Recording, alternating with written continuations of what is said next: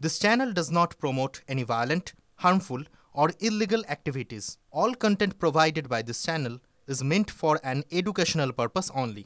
Top quality और consistent performance के लिए सिर्फ सिल्वर पंप नाम याद रखना। সবথেকে গুরুত্বপূর্ণ খবরের দিকে আমাদের নজর রাখতে হবে যে রাজ্যের ডিএ মামলায় সুপ্রিম কোর্টে ধাক্কা রাজ্যের অন্তত 25% ডিএ দিন রাজ্যকে নির্দেশ সুপ্রিম কোর্টে শুনানিতে প্রথমে 50% বকেয়া ডিএ মেটাতে বলে সুপ্রিম কোর্ট। আর ঠিক কি কি নির্দেশ দেওয়া হয়েছে জানাবেন আমার সহকর্মী শ্রাবন্তী আমার সঙ্গে রয়েছে। শ্রাবন্তী, তোমার কাছে বিস্তারিত জানবো।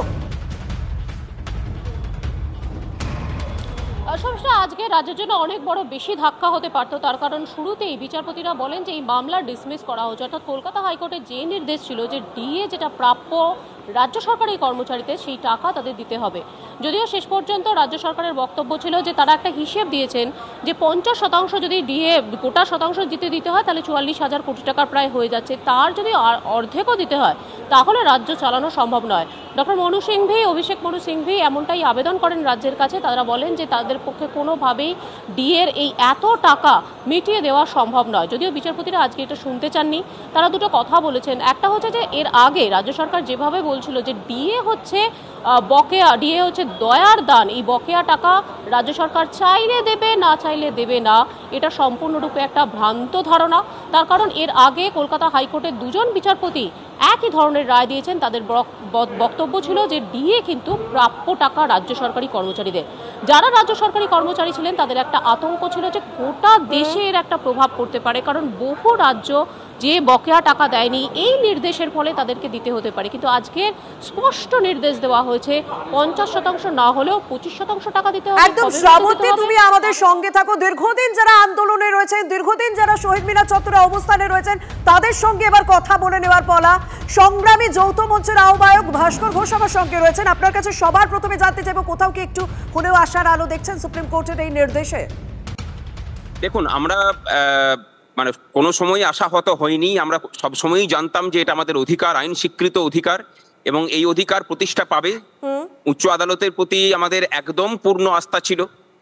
আমরা বলেছিলাম এই মামলাতে আমরা পার্টি ছিলাম না, আমরা বিগত ফেব্রুয়ারি মাসে আমরা সেটাতে মানে যোগ হই এবং আমরা সেটা বলি যে এই মামলাতে যুক্ত হওয়ার পরই আমরা এই মামলা ত্বরান্বিত হবে, সেটা হয়েওছে।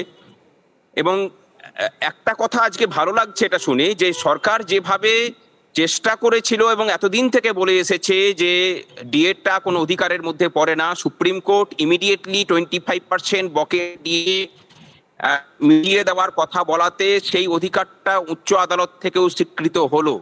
এবং আজকে রাজ্য সরকারের যিনি আইনজীবী ছিলেন, আমি আর নামটা করছি না, তিনি যেভাবে কোর্টকে মিথ্যা কথা বলছিলেন বা বলার চেষ্টা করছিলেন, তাতে রাজ্য সরকার মানে মাননীয় বিচারপতিদ্বয় কোনো আমল দেননি এবং তারা পরিষ্কার বলেছেন যে হাইকোর্টের ডিভিশন বেঞ্চ যে কথা বলেছে, অর্থাৎ আইন স্বীকৃত অধিকার, সেই জায়গাটাতে আমরা স্ট্যান্ড করছি। পরবর্তী শুনানি হতে পারে।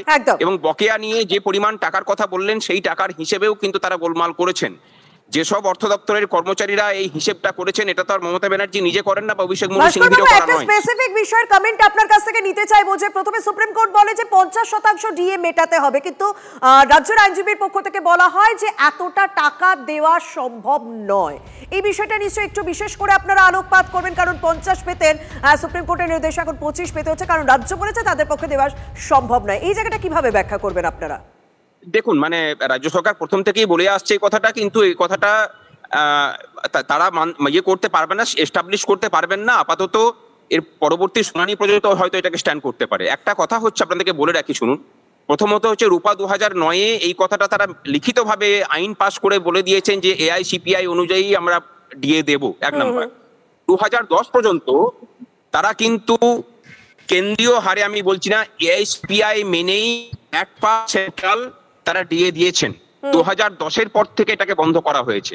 তারা রাজ্য সরকারের যদি আর্থিক সঙ্গতি না থাকতো তাহলে 2010 পর্যন্ত দিলেন কিভাবে এবং তারপরে একদম এই বিষয়টা নিয়ে আমি আপনার সঙ্গে আরো বিস্তারিত কথা বলবো একটু পরে। তবে আমার সহকর্মী প্রদীপ্ত পৌঁছে গিয়েছে এই মুহূর্তে সংগ্রামী যৌথ মঞ্চে, যেখানে অবস্থান চলছে, যেখানে আন্দোলন চলছে। দীর্ঘদিন তারা সারা রাত সেখানে থেকেছেন, তারা তাদের অধিকারের দাবিতে সেখানে অবস্থানে রয়েছেন। সেখানকার অন্যান্য যারা সদস্য রয়েছেন তারা কি বলছেন, তারা কিভাবে দেখছেন এই নির্দেশকে, এবং তারা রাজ্য সরকারের আইনজীবীর পক্ষ থেকে যে সাফাইগুলো দেওয়া হচ্ছে সেইগুলো নিয়ে তাদের কি প্রতিক্রিয়া? প্রদীপ্ত।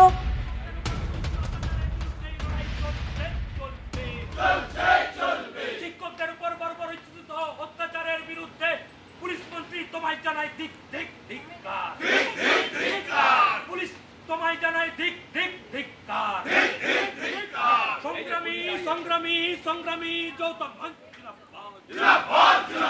সংগ্রামী সংগ্রামী। প্রত্যেকদিন দিন পাল্টে যায়। আমরা কথা বলবো আমার সহকর্মী প্রদীপ্তর সঙ্গে। প্রদীপ্ত, তুমি কি শুনতে পাচ্ছ?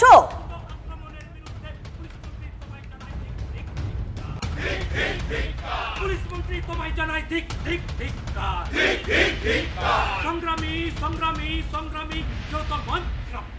আমরা কথা বলবো আমার সহকর্মী প্রদীপ্তর সঙ্গে, যোগাযোগ করবো। 841 দিন ধরে এই মানুষগুলো সেখানে তারা তাদের নিজের অধিকারের দাবিতে বসে রয়েছেন এবং সেই মানুষগুলো আজ এই সুপ্রিম কোর্টের নির্দেশের পর কি বলছেন প্রদীপ্ত এটা জানতে যাবে এবং রাজ্য সরকারের আইনজীবীর পক্ষ থেকে যে সাফাইগুলো দেওয়া হয়েছে সেগুলো নিয়ে তাদের কি প্রতিক্রিয়া। প্রদীপ্ত, সেখানকার ছবি তুলে ধরো।